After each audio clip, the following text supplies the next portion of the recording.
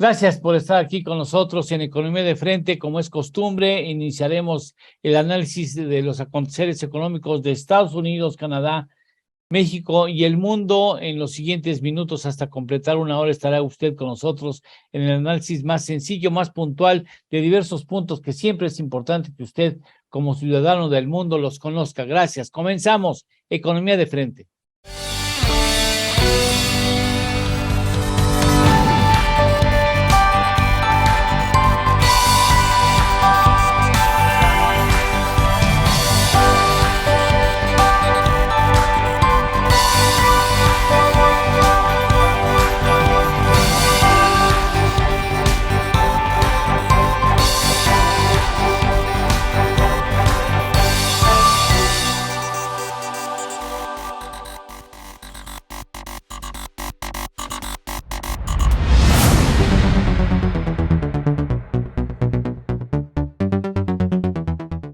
Bien, comenzamos este programa dándole un recorrido a lo que sucede en el mundo y Estados Unidos. ¿Cómo estás, Ernesto Fárez Santoscoy? ¿Cómo estás? Buenas.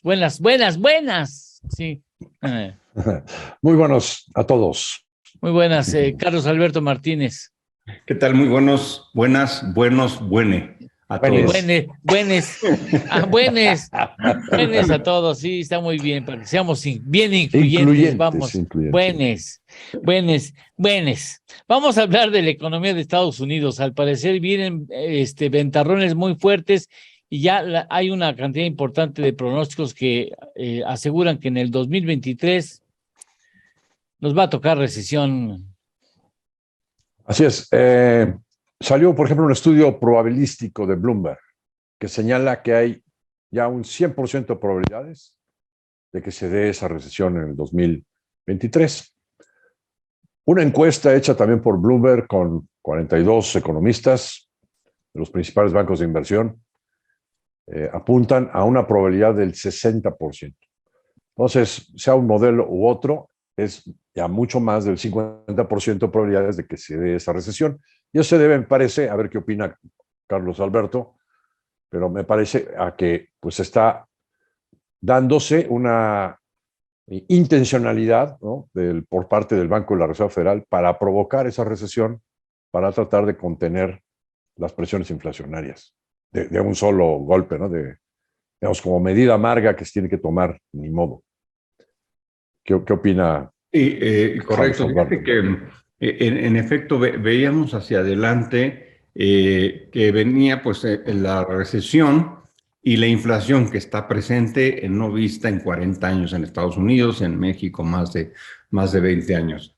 Entonces, cuando el escenario hacia el frente se ve como recesivo e inflacionario al mismo tiempo, sin duda la decisión debe de ser, al menos así lo creo yo, asistir a la recesión con tal de contener la inflación. Porque una de las razones fundamentales, quizá la más importante, es porque la recesión detiene el crecimiento, en efecto, detiene la generación de capital y detiene la generación de empleos nuevos. Pero lo más la demanda, ¿no? En la demanda, correcto. Y entonces tienes que detener, pues así decirlo, la creación de capital. Pero la inflación destruye por completo el capital que ya tenías creado. Entonces, y bueno, pues por supuesto la consecuente falta de empleos, etcétera, etcétera. Entonces, de detener el crecimiento, decir voy a detener la generación de capital en el país unos meses, a destruir el capital que el país ya tiene, que es la inflación, pues se opta sin lugar a dudas por contener la inflación, porque el otro es un retraso en la creación de capital y este sí es la destrucción, para que más o menos entenderlo en los términos de un agente, digamos, común y corriente, una empresa, pues el valor de tu casa pierde, ¿no? Si hoy pienso que vale mi casa 2 millones de pesos, con la inflación puede valer 1 millón de un día para otro.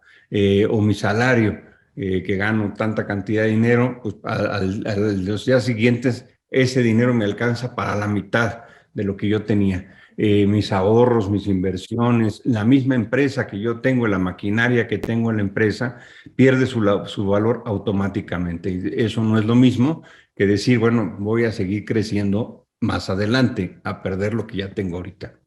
Bien, ahora, la mayor parte de los estudios, porque no es uno solo, ¿verdad? Son varios los estudios o las perspectivas que hablan de que la recesión parece inminente en la Unión Americana, Ernesto. Bueno, si vemos los últimos datos que han salido, por ejemplo, salió la producción industrial al pasado mes de septiembre, y pues todavía traen un crecimiento del, si la memoria no me falla, del 5.3% anual, la producción Es industrial. muy alto para hacer una economía como Estados Unidos, altísimo.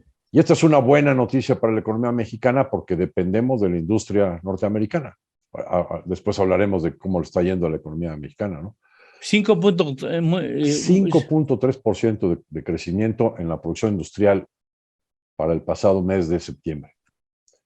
Esto es todavía muy eso fuerte. quiere decir que en la parte industrial todavía no llegan los tiempos de fríos, ¿no? Así es. Sin embargo, hay un indicador anticipado, digamos, que te dice para dónde van las cosas, y ese es el de la construcción. La construcción de viviendas cayó en septiembre 8.1%. Y bueno, pues eso sí te está diciendo, después de haber caído en 8.5 en agosto, 0.6 en julio, ya llevamos 3 meses seguidos de ver caídas en la construcción de vivienda. Y pues es que en la medida que la Reserva Federal sube las tasas de interés, los créditos hipotecarios se encarecen y la demanda para construir casas pues se va para atrás, ¿no? ¿Qué es lo primero que cae en una economía, verdad? Cuando viene la recesión es la industria de la construcción. La construcción en general, así es. Y más en Estados Unidos, donde es prácticamente, bueno, inmediato, ¿no? El efecto que se ve ahí es la construcción de creación de vivienda nueva, pero también la compra-venta de vivienda usada y, por supuesto, los créditos hipotecarios. Ahí automáticamente se detecta, en efecto, la cuestión inmobiliaria. Bien, Oye, ahora y hay en la otros, parte de, sí, otros perdón, indicadores, perdón. quizás te vas a referir también a la parte accionaria. Exactamente. Varios estrategas han seguido insistiendo, estrategas de los bancos de inversión americanos, ¿no? Se han estado pronunciando porque a los mercados accionarios todavía les falta una caída importante. Y en Estados Unidos, en el mundo desarrollado, la pura caída de las bolsas es capaz de generar una recesión. Llevamos caídas de 30% en lo que va del año, por ejemplo, en el índice Nasdaq, o de cerca de 25% en otros indicadores. Carlos Alberto me mandó dos gráficas que vale la pena que se las presentemos aquí. Una te dice en 100 años, en los últimos 100 años, cómo se han comportado los mercados accionarios y el mercado de bonos. Y en esos 100 años solamente hay 3 puntos, o 3 años, en donde se ve caída tanto en el mercado accionario como en el mercado de bonos. Y es en el año 31, el año del siglo pasado. En plena Gran Depresión. En la Gran Depresión. En el año 69, donde hubo hiperinflación para el estándar norteamericano, recesión con inflación. 14% debe haber sido, ¿no? Más o menos. Así es, hubo tasas de bonos del Tesoro a niveles hasta el 17, 18%, ¿no? Para haberlos tomado, ¿verdad? Y así es. Y también en el año 22. Pero el dato más negativo, o sea, el que presenta la combinación más negativa, es el año 22. O sea, no me digas. Muy buena gráfica que me mandó Carlos Alberto. Pues si nos las comparten para compartirles al público, ahí está la gráfica precisamente en estos momentos. Gracias. Y luego hay otra gráfica que me mandó Carlos Alberto sobre cómo se comportan los mercados accionarios ante una recesión y se comparan varias fechas, ¿no? En donde se dio la recesión y pues resulta que si comparamos lo que ya se ha caído el mercado accionario norteamericano a lo que tiene que seguir bajando, como que va todavía como a la mitad, ¿no? La gráfica también está muy, muy evidente. Y bueno, es que si uno ya hace los numeritos de para dónde se va a ir las utilidades de las empresas con una recesión y para dónde se tendría que ir el múltiplo precio-utilidad, digamos, un parámetro de evaluación ante los incrementos que se esperan todavía en las tasas de interés, pues sí hace sentido. En Bursa América sí vemos que todavía podría haber una caída de alrededor de 20% en los mercados accionarios. Y con eso, pues se vuelve a asegurar que va a haber recesión. Ahí está. Así. Ahí está claro. Fíjate que qué importante es saber de estos parámetros que tú nos compartes, porque no es necesario saber que se viene la recesión. Quien tenga el olfato sabe que se están preparando las circunstancias para que se dé la recesión, Carlos Alberto. Sí, correcto. Y bien señalas, pues en la parte, digamos, todavía vemos algo de crecimiento en Estados Unidos, pues realmente ya había crecido muy bien después de la pandemia. Entonces, bueno, había tenido un buen rebote después de la caída de la pandemia, muy vigoroso.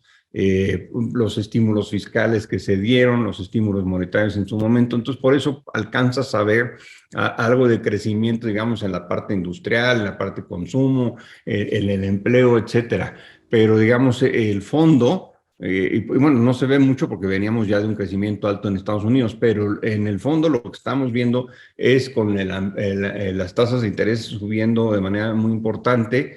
Lo que decía Ernesto, el mercado de bonos y de capitales ya empezando a sentir. Ahora sí que el rigor es como que estamos comenzando ya a ver la transformación kafkiana de lo que es la economía todavía impulsada por muchos estímulos de post-COVID, pero sí ya en el fondo sí se está detectando que ya la recesión se está armando, pues, fundamentalmente por el incremento de tasas de interés de la Reserva Federal, que hemos dicho y suponemos no tomó la decisión claramente de contener la inflación, como decía Ernesto, de un solo golpe, para así llegar a la recesión, quizá pensando que va a ser cíclica y que entonces pues viene la ola, meterse abajo de la ola para que pase y entonces en ese proceso la inflación se mantenga una tendencia a la baja.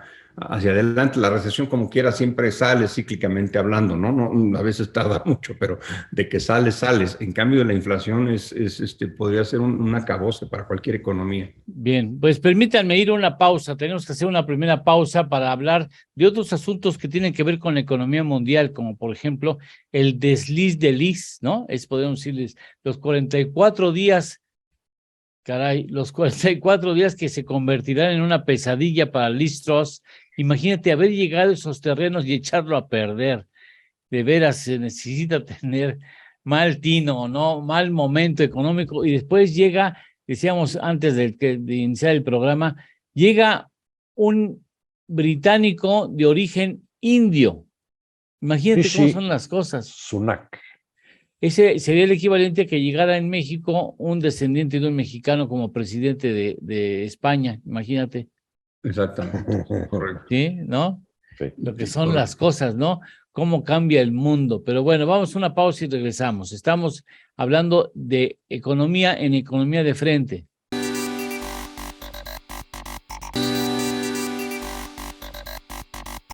Caray, de veras, me pregunto si uno se podrá reponer de esa. Por ejemplo, Jaime Serra Pucci, recuerdo que las malas lenguas en México, que siempre son buleadoras, le decían el Cete porque duró 28 días en el cargo como secretario de Hacienda, ¿no? Y con todo respeto a Jaime Serra y a su gran talento, por supuesto.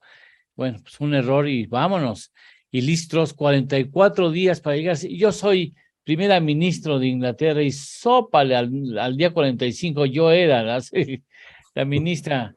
No, qué difícil, Ernesto, ¿no? Bueno, qué y eso que complicado. tuvo 2 semanas de luto por la muerte de la reina, si no hubiera estado peor, ¿no? Sí, Y no hubieran sido 44, ¿no? Hubieran sido 29 días, ¿no? No, Igual qué terrible. que Jaime Serra. Bueno, Jaime Serra antes de ser secretario de Hacienda y haber tenido ese desliz. En comercio. Bueno, pues sí, fue un excelente secretario de Comercio y era presidenciable, hasta pensaban cambiar la Constitución para que un presidente de México pudiera ser hijo de españoles, ¿no? Pero bueno, pues sí, no todos somos infalibles, Sí, no claro. somos seres humanos. Pero la señora Liz, pues sí, como bien apuntas, llegó y con una soberbia, de la mano de un secretario de Finanzas, secretario del Tesoro que comentábamos aquí hace 8 días, de, origen afro, creo. Sí, correcto. Y bueno, pues llegaron muy sácale punta, ¿no? Y lanzaron una iniciativa para reducir los impuestos, sin preguntarle a nadie, sin seguir las formas. Hay una oficina de responsabilidad fiscal a la que deberían de haber pedido un dictamen antes de presentar esta iniciativa. No lo hicieron y se empeñaron en esa iniciativa, que era aplicar una medicina contraindicada para la enfermedad que sufre el paciente, que es el paciente inglés, ¿no? El paciente inglés, como en estaba yo película. pensando. El paciente inglés. Así es, peliculón, por cierto. Sí, película. Que es la economía británica, que al igual que todo el mundo, pues está sufriendo de una fase de, está en la puerta de una estagflación, inflación con recesión. Y esta señora se creyó la encarnación de Margaret Thatcher, ¿no? Entonces, pues quiso aplicar la medida de reducción de impuestos. Y pues de inmediato generó una crisis en la libra esterlina. Imagínense, o sea, la salida del Reino Unido de la Comunidad Europea y de la zona del euro era porque ellos nunca estuvieron de acuerdo en perder su soberanía monetaria y era todo un orgullo la fortaleza de la libra británica. Y una señora se encargó de tirarlo todo por la borda en cosa de unas cuantas horas. Nada más presentó su iniciativa y para atrás la libra. Parece que intradía llegó a cotizar abajo del dólar. Digo, empezó el año en 1.40. Allí era momento de comprar libras. A 1.06. Estaba muy, muy barata la libra. Y bueno, ya mejoró, ¿no? Ya ha subido un poco, 1.13, 1.14. Pero no se ha repuesto del todo de esta circunstancia. Ya, cuando se graba este programa, Rishi Sunak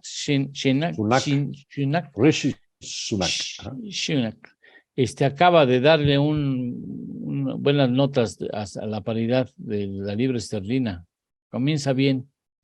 Sí, correcto. Fíjate que ya lo habíamos platicado aquí en el programa, que Inglaterra no, primero con su salida del Brexit, que solamente la apoya la mitad de la población, más o menos, si lo dijéramos así, y sobre todo el Partido Conservador, que necios, ¿no? Una vez que hicieron su referéndum, que les salió chueco, salió que sí se tenían que salir, pues fueron como que retrasando la salida, como diciendo, ya el referéndum sí dijo una cosa, pero de aquí a que lo implementamos van a pasar 100 años. Pero llegó Boris Johnson específicamente y dijo, pues ahora sí ya no vamos a seguir más retrasando nuestra salida, ya dijimos que nos vamos, y la aceleró de una manera muy importante. Y en eso nos cae la pandemia.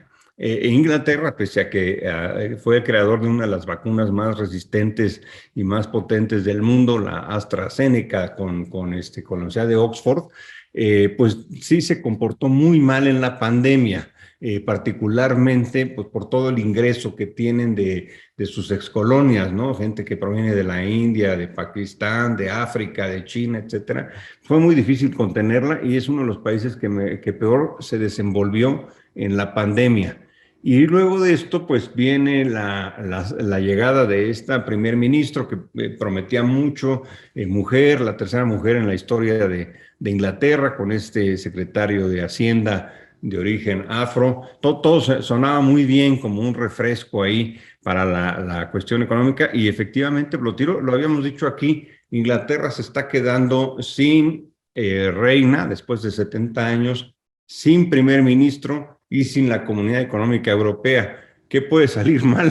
Pues sí salió mal, muy mal esto. Bueno, pues ahora, sí, a darle, pues a recomponer. No me cabe la menor duda que es un país que ha salido de esta y peores, pero sí fue un desaguisado que hasta llamó la atención de sus aliados, no solo militares y geoestratégicos, sino sus aliados comerciales como Estados Unidos, que también de este lado de la frontera sí saltaron y dijeron, bueno, pues esto no sé de dónde les salió, y bueno, pues ahora corregir. Pero fíjate qué importante acabamos de dimensionar el valor estratégico de la reina Isabel, ¿no? Correcto.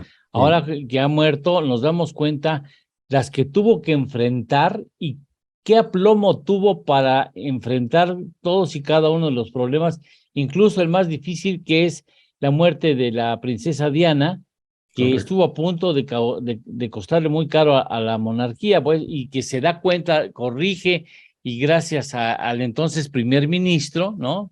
Ujú. Que le dice, de hecho, acercarse al pueblo y va, pues, ahora sí que a tragar, porque todas las cartas y las expresiones de condolencia hablaban de que la monarquía había estado involucrada en esa muerte, trágica muerte, y la Correcto. señora se aguantó las ganas, aguantó, saludó a la gente, y bueno, volvió a ser la abuela consentida de la Gran Bretaña, ¿no?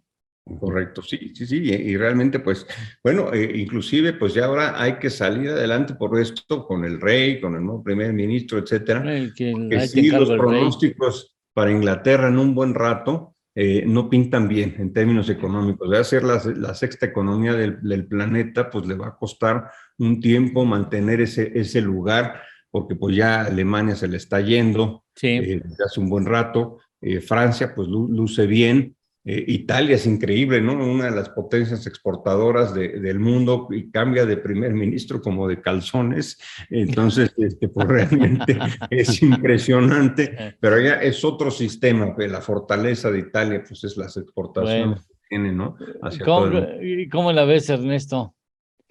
Bueno, sí, también coincido con Carlos Alberto que sí se va a recuperar la economía Sí. británica más adelante, pero todavía le falta un tramo. ¿Por qué? Pues porque tenemos ahora la crisis de energía, ¿no? De lo que está pasando con Rusia y Ucrania. La OPEP, Arabia Saudita sobre todo, reduciendo la producción, entonces el precio sigue para arriba, o tratando de mantenerlo arriba de $80. Toda la inflación pues, puede seguir alta y la Reserva Federal también pues, va a tener que seguir subiendo tasas y Estados Unidos se puede ir a una recesión.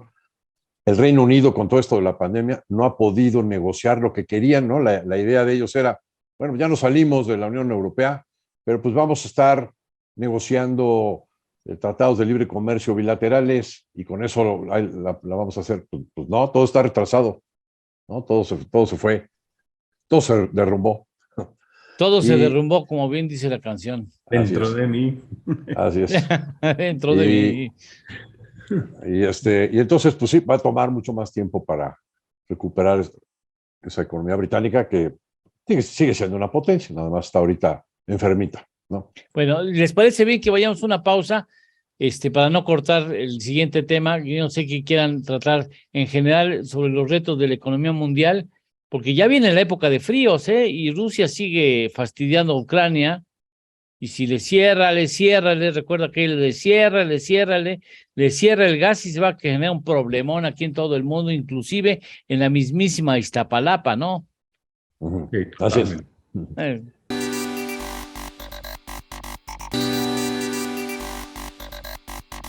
Bien, entonces, ¿qué más sugieren que tratemos en esta jornada, Ernesto?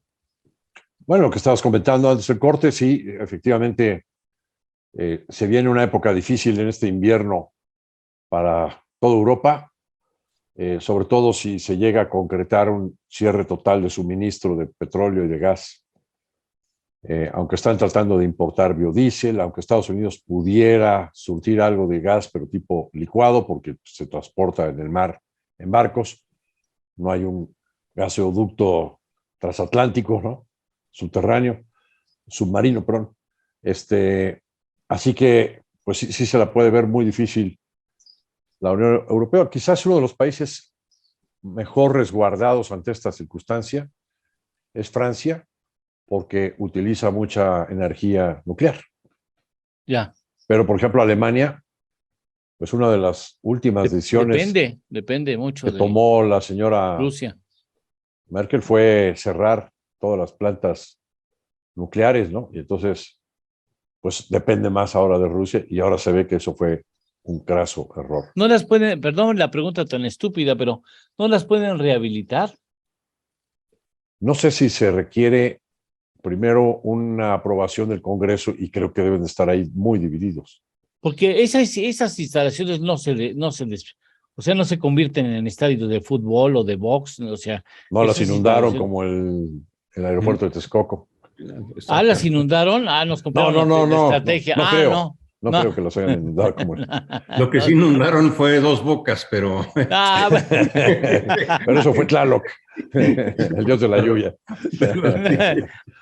Yo decía, hijo, mala onda los alemanes, no quieren que estrenemos refinería. fíjate que uno de los temas de Alemania, pues es un poquito el resentimiento de empresarios. Yo he platicado con algunos de ellos alemanes, con la política energética de Angela Merkel, que efectivamente cerró todo, pues un poquito con la gran relación que hubo entre Alemania y Rusia, particularmente ella con el señor Vladimir Putin.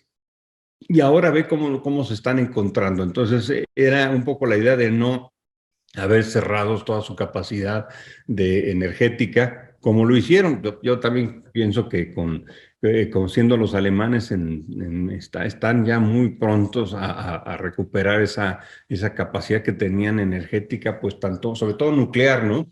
Que hay que recordar que también ella con la cuestión del medio ambiente, etcétera, pese a que la energía nuclear es la más limpia de todas, por encima de la del sol y del viento, pues es obviamente a todas luces muy peligrosa, ¿no? Entonces se cerró toda esta infraestructura, pues ahora a abrirla, y yo creo que sí va a ser, pero va a llevar un tiempo. Este invierno sí no se salva a nadie.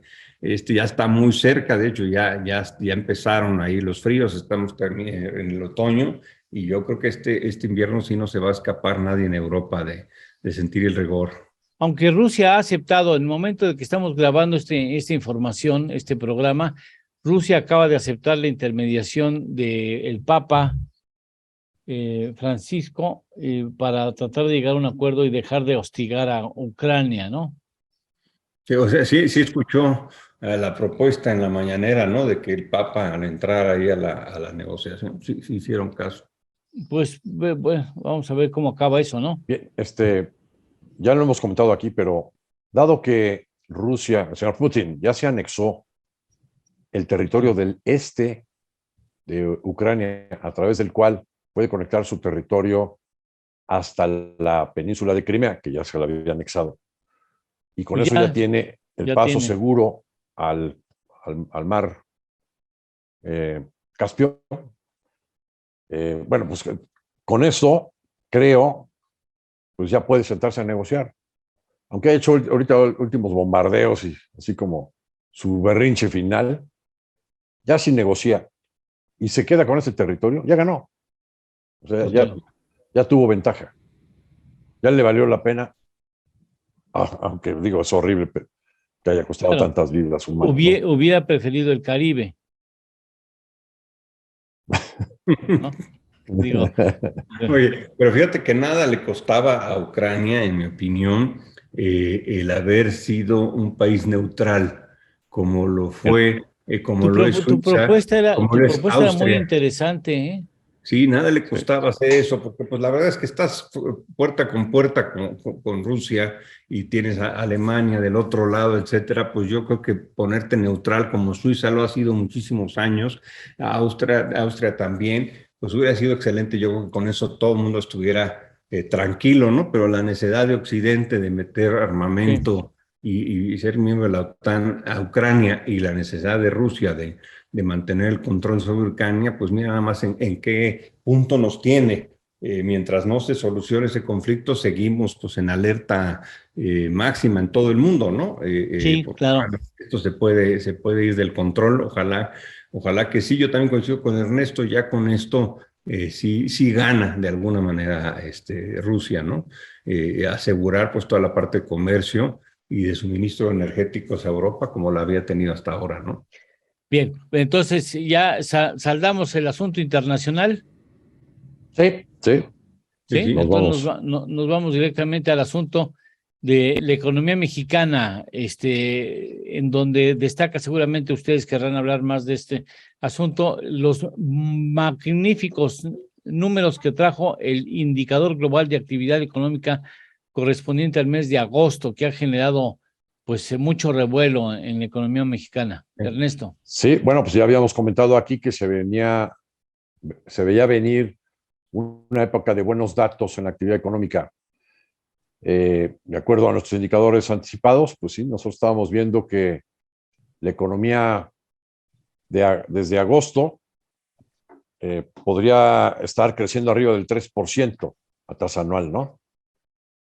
Esto lo estuvimos comentando en la tercera semana de septiembre, con uno de nuestros indicadores anticipados. Y se fue, pues digamos, configurando esto con más firmeza conforme fueron conociéndose otros indicadores del mes de agosto. Y ya para finales del mes de septiembre, pues publicamos nuestro pronóstico ya más definitivo, con más datos, de 3.2% de crecimiento para agosto. Y el dato que nos dan es 4.7%. Sí, mira que éramos de los más optimistas en los pronósticos de agosto. Sí, ni tú te crees. Y yo decíamos, nada más para retirar el terreno de las suspicacias, Ernesto, vale la pena decir, en otro programa comentábamos que, bueno, y no hay posibilidades de que estas cifras estén maquilladas. Donde hay normalmente posibilidades de darle una ayudadita a los datos es en el sector primario, en el sector agrícola. El INEGI siempre se lava las manos y dice, no, pues a mí los datos me los da la Secretaría de Agricultura. Ahí hablen con ellos. Y como la cuestión del campo es sumamente volátil, de repente ves un mes crecimiento del 16% y al mes siguiente un -8%, ¿no? Anual. Entonces, ahí es donde podría dársele una manita. Una ayudadita. Pero no, aquí los datos están contundentes. O sea, sí hubo un crecimiento muy, muy, muy importante en la actividad económica. ¿Cómo se puede explicar ese dato tan importante? Fíjate, ¿no? 4.7 la economía en general. La actividad primaria, que es el campo, lo están dando con un crecimiento abajo del crecimiento de la economía. Por eso digo, yo no veo estos datos maquillados. Es 4.3 contra 4.7 de la economía en su conjunto, 4.3 es el campo. Luego las secundarias, que es donde está la exportación, están presentando un crecimiento del 3. Las exportaciones no petroleras en el mes de agosto crecieron 31%. ¿No? Pero este 3% nos está diciendo es que la construcción está en negativos. Y luego la actividad terciaria, donde está el comercio, los servicios, pues gracias a las remesas, sí pudo haber crecido fácilmente al 5.4%. En este mes se crearon 157,000 nuevas plazas en la economía formal de trabajadores afiliados al IMSS. Carlos Alberto. Sí, fíjate que aquí uno de los temas que sí hay que apuntar es que lo que llamó la atención es que el IGAE, que produce el INEGI, salió en una cantidad y el dato final, que sabemos que el otro es una estimación, el dato final de crecimiento para agosto, sí salió muy diferente al IGAE. Yo no había visto esa diferencia tan amplia de un IGAE al resultado final en el INEGI. Entonces, su indicador oportuno, ¿no? Sí. El dato definitivo. Y el dato formal sí cambiaron mucho, hubo mucha variación. Yo no recuerdo haber visto tan grande la variación, porque pues sí es cierto. ¿Y cómo se puede explicar? Pues no sé, me llama la atención porque... Bueno, es que el pronóstico oportuno que hacen tiene solamente unos cuantos datos. Faltan los demás, ¿no? Pero pues, no había fallado antes, ¿no? Ahora, permítanme decirles algo que yo estuve investigando, bueno, que estuve revisando. Adelante. El IGAE, porque me llamó mucho la atención que tuviera un crecimiento tan importante cuando pues no se siente en la economía, o en la economía así, en la mesa de los mexicanos no se siente ese bienestar de 4.7%. Y entonces me fui al valor del indicador. Bueno, el valor del indicador de agosto del 2022 es prácticamente el mismo que ya se tuvo en julio del 2018. Correcto. Sí, o sea, este dato nos está haciendo por fin recuperar lo que teníamos de actividad económica antes de la pandemia. Ahora hay que ver que una golondrina no hace verano. Hay que ver cómo viene septiembre. Hacia dónde vamos, hacia adelante, ¿no? Sí. La previsión oportuna de INEGI para septiembre, por ejemplo, es 3.3. Nuestra estimación es 2.3. Sí vimos una caída en la producción de automóviles y en las exportaciones, en las ventas internas de automóviles también. Vimos también una caída en las ventas de las cadenas comerciales afiliadas a la ANTAD. Le quitas la inflación y ya son negativas en términos reales las ventas de las cadenas comerciales. Pero el empleo todavía siguió disparándose y creció en el IMSS 175,000 nuevas plazas en un solo mes. Bueno, lo que sí vemos es que hacia adelante, hacia el año entrante, nosotros sí creemos que con la recesión de los Estados Unidos sí vamos a tener una recesión magnificada o amplificada en nuestro país. Vamos Sí, a de una pausa. hecho, Vamos, sí. permíteme una pausa, Carlos. Hacemos una pausa para no cortar la idea que expreses. Vamos a una pausa y regresamos con el tema de la recesión de México 2023.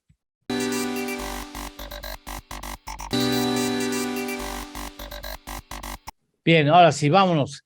Recesión de México 2023, ¿para cuándo la ven ustedes? Yo pienso que pues casi te diría que crecimiento cero o crecimiento negativo, porque precisamente ahorita Ernesto, antes de ir al corte, señalaba el tema de las exportaciones y el tema de remesas, lo mencionó.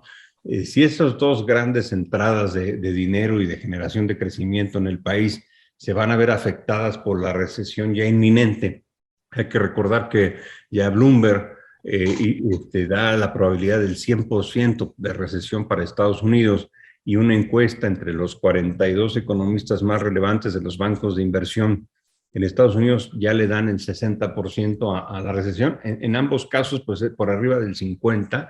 Pues sí, estas dos grandes fuentes de ingresos y de crecimiento del país se van a ver minimizadas o van a bajar mucho el año que entra, dependiendo de la profundidad de la recesión que tenga Estados Unidos, que a todas luces ya estamos viendo que es probable que hasta haya sido inducida también por la Reserva Federal de Estados Unidos por sus incrementos de tasa, la fuerza con lo que está haciendo y la rapidez. Sí, tiene dos oportunidades más, ¿verdad? Tiene dos oportunidades más en 2022, noviembre y diciembre.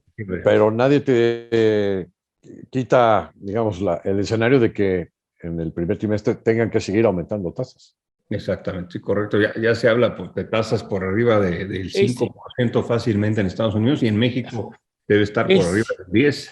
Estas dos oportunidades que tiene la Fed por delante y también el Banco de México, por cierto, ¿tú las ves, Ernesto Farrell, con 3/4 de punto porcentual de incremento, o va a moderar el ritmo de incremento la Fed y le va a bajar a medio punto porcentual por ocasión? Creo que todavía puede haber un incremento de 3/4 de punto en el próximo mes de noviembre. Ya en el último mes puede hacer una pausa, puede ya incrementarlo menos, pero va a seguir, al final de cuentas, en los siguientes meses incrementando tasas. Entonces, la recesión, ¿ustedes para cuándo la ven en Estados Unidos, Carlos Alberto? No, pues yo creo que ya estaría segundo trimestre, más o menos, podría ya verse ya reflejada en Estados Unidos. Ernesto. Entre el primero y segundo trimestres, y luego en México, con un trimestre de diferencia, de desfase, tendríamos también recesión. Nosotros vemos que la economía de Estados Unidos podría tener un desempeño del PIB para el año entrante de entre el menos 0.5 al menos 1%. Y en el caso de México, pues entre el menos 1 y el menos 1.5, y a lo mejor me estoy viendo bondadoso, ¿no? Sí. Ahora hay que recordar tristemente que sería la tercera recesión que México sufre en este sexenio. Sí. No. Entonces, sí sería bueno, es un nuevo récord, ¿eh? Podemos registrarlo con Guinness. Sí, porque básicamente, pues sí ha sido el caso, ¿no? Hay que recordar que en 2019, 2018-2019, con la cancelación del aeropuerto, sí vino una baja muy considerable de la economía mexicana. Evidentemente, con la pandemia, pues todas las economías del mundo tuvieron la suya, sí. Y esta estarías hablando de la tercera. Imagínate, qué récord, ¿eh? Sí, sí, un récord yo no he visto, ¿no? Que yo recuerdo Uf. no se haya visto al menos en el siglo pasado, también te Es que diría. en este gobierno comenzó a provocar una contracción en la actividad económica a través de contraerse la inversión fija bruta comenzó a caer cuando el presidente ya estaba electo, pero no ejercía funciones. Ahí Exacto. empezó a caer. Pero ya estaba tomando Y decisiones en estaba contra de ya la inversión, exactamente con lo del del aeropuerto, Estado de bueno, Derecho. exactamente. Sí. Entonces ahí comenzó la caída que no ha cesado de la inversión, tanto pública como ¿Sabes, privada. sabes a qué equivale? A que tú todavía no comienza el partido y tú ya metiste 2 autogoles. Exactamente, Sí, sí, sí. correcto. O sea, que Oye, empieces con el marcador -2. bueno, oye, Menos y 2 a también, 0. también quería comentar que la semana pasada vimos un estudio de Moody's que concluía que era inminente una corrección cambiaria, o sea, una devaluación del peso mexicano del 20%, que se inminente, pero que se iba a dar entre el último trimestre de este año y hasta el año 23, ¿no? Sí. ¿Qué tan probable es que eso se dé? Bueno, el raciocinio o lo que está detrás del estudio de Moody's es que en épocas pasadas, cuando la Reserva Federal ha incrementado tasas y ha salido a recoger dólares, se produce una devaluación de la moneda mexicana.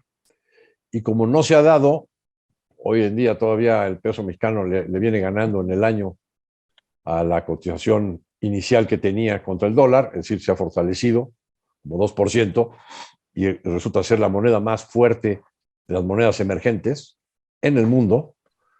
Pues entonces la conclusión de Moody's es, pues se tiene que corregir esto. Pero bueno, pues hay que considerar otras cosas. Por ejemplo, la relación de reservas internacionales contra la deuda externa que hoy tenemos es prácticamente 1-1, ¿no? Entonces, si tienes guardadito en el Banco de México los dólares suficientes como para salir a pagar el total de la deuda externa que tiene el gobierno federal y sus empresas productivas como Pemex y CFE, que es poco más de los 200,000 millones de dólares, pues, ¿por qué tenía que haber una devaluación tan importante, ¿no? Otro de los factores es que tenemos una tasota de interés y Banco de México pues la ha mantenido, ¿no? Es un diferencial de 6% o 6 puntos o 600 puntos base, como se quiera Sí. decir, pero tenemos una ventaja muy importante en la tasa de interés en pesos en relación a la tasa de interés en dólares. Y por último, también hemos tenido, como quiera que sea, aunque ha costado sangre, pues tenemos disciplina fiscal, por lo menos hasta ahora. Carlos Alberto. Sí, fíjate que el ajuste de este diferencial de tasas con Estados Unidos, yo lo empecé a revisar y más o menos se dio con la llegada de Trump. Ese margen, vamos, lo detecté por ahí del 17 de noviembre, poquito después de las elecciones de Estados Unidos, y terminó por ahí del 14 de enero. ¿De qué año?